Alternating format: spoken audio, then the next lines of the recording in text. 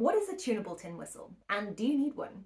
Let's find out. Tin whistles are diatonic instruments that play in a certain key, and that means that if you have a tin whistle in the key of D, you can play the D major scale: D, E, F sharp, G, A, B, and C sharp. Some people think that tunable whistles allow you to change the key that that whistle is in, and they don't. They do allow for minor adjustments to the notes you're playing, so you can sharpen or flatten the notes within that key. This is really useful if you're playing with other musicians as part of a session, as part of a band, or if you're recording. Tunable whistles vary greatly in the way they look.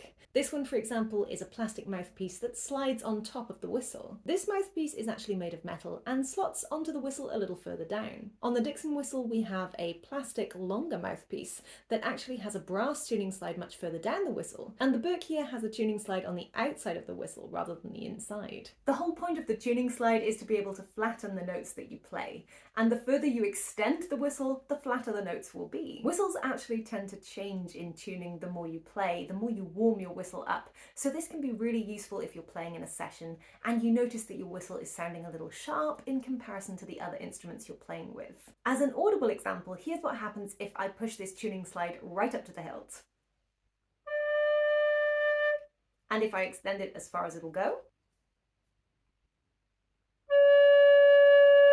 Can you hear the difference in that note? Most good tunable whistles can actually take you down one whole note, but they shouldn't be used to play in this way because it can affect the tuning of the rest of the notes. Just make some minor adjustments to ensure that your tin whistle is perfectly tuned to its key. Non-tunable whistles tend to be a one-piece pipe, but you can also get non-tunable whistles that do have a plastic mouthpiece, but these are glued on top. There are some techniques you can use to make non-tunable whistles like this one tunable, but it might ruin your whistle, so it's not always worthwhile. So do you really need a tunable whistle? Well, if you're playing from home and you're just playing on your own and you're playing for fun, then not really. A regular non-tunable tin whistle will cover everything you need.